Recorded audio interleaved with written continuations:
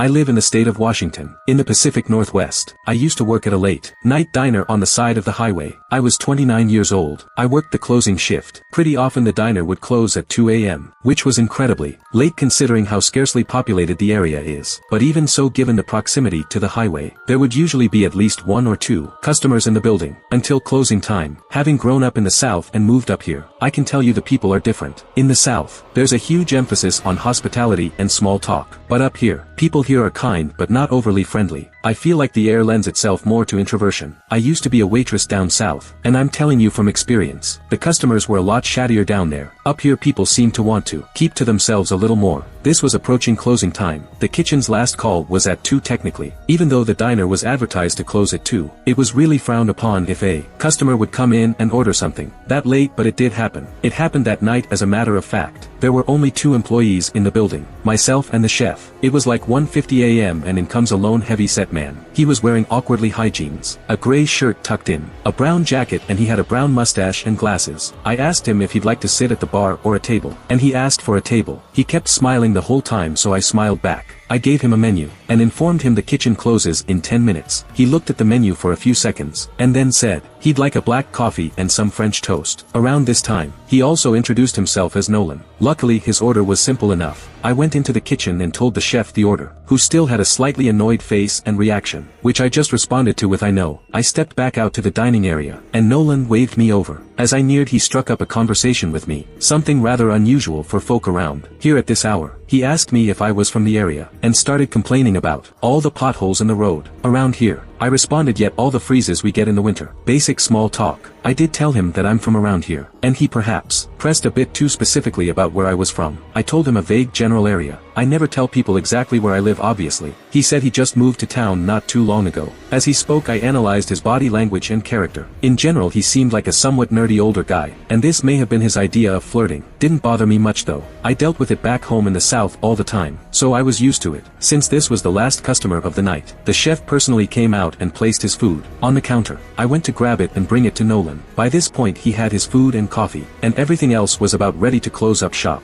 I wiped down the counters and tables and everything. Already I stayed behind the counter, a little further away from Nolan, because I was tired of conversing with him. My social energy was drained, and I was ready to get home and go to sleep. When he finally finished his food, I went to drop off his check, before he even asked for it, politely non-verbally, implying that we were closed and we wanted to get home. He paid by card and then he left. The chef would be the one closing up the place, so after cleaning Nolan's table, and gathering all my belongings, I said goodbye to the guy working in the kitchen, and walked out to my car. There were 3 cars in the lot. Mine, the chef's, and a third one that I couldn't explain. It was a silver, older-looking car, like a 2005 Toyota or Audi or something. I wasn't sure. I also couldn't tell if the windows were tinted or if it was just so dark out that I couldn't see into the car. But I wasn't able to tell if someone was in the car or not. It was parked on the dirt closest to the highway. I wondered if it was Nolan's car. I got my car and started heading home. The diner to my home is about 20 minutes. I was on the highway when a ding came from my dashboard, and the tire pressure screen popped up. I started freaking out. I didn't know how to change a tire. I had never even called my roadside assistance company. I was still a decent way from home. The tire pressure to my rear passenger side tire was dropping rapidly all of a sudden, from 20 down to 10, and then I started feeling not just the steering wheel shake, but the entire car shake. I had to pull off the road. I came to a stop and got out of the car real quick to look at the tire, and it was as flat as could be. Suddenly, as if they were just flicked on, a pair of headlights lit up the side of the road as it approached me, then slowing to a stop.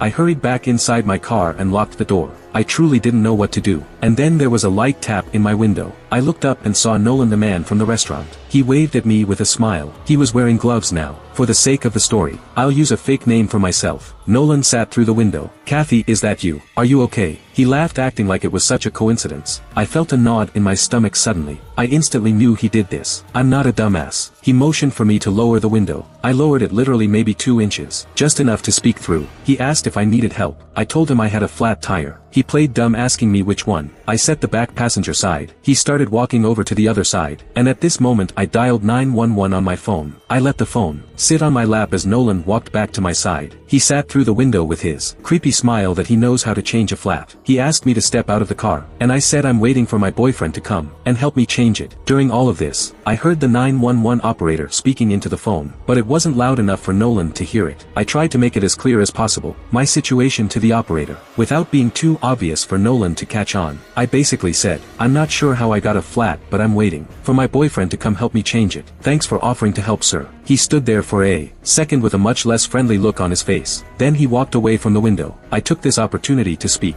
very quietly into the phone that this man slashed my tire, and he's trying to get me out of the car. The operator asked my location, and I quickly opened the map on my phone and told her the name of the road I pulled off onto. The deafening shattering of glass immediately to my left made me scream. As shards of glass fell onto my lap, I screamed at the top of my lungs at the man. "I'm on the phone with the police. It's the police." As I showed him the phone screen, he looked at my screen and then reached inside the car. I screamed again, at the top of my lungs as I was hysterically crying, expecting him to try and grab me or choke me. But instead he grabbed my phone and launched it in the direction of the highway. He then ran back to his car and sped off down the dark road. I heard the screeching of his tires as he made a sharp, bright turn and then disappeared. I wanted to go look for my phone, but with no flashlights in the car, I'd be running out there to look in the pitch dark. The only light was from my car. I had no choice but to wait and pray that Nolan, or whatever his real name was, didn't come back. I'm very grateful that I was able to tell the 911 operator my location in time. I heard the unmistakable sound of police sirens in the distance, and I started to cry tears of joy when I realized they were getting closer. I got out of my car and started waving my arms in the air until I saw the flashing lights turn off the highway onto this random road. Pretty soon a second police car showed up, and then a third. During all this time, found my phone, which was completely destroyed.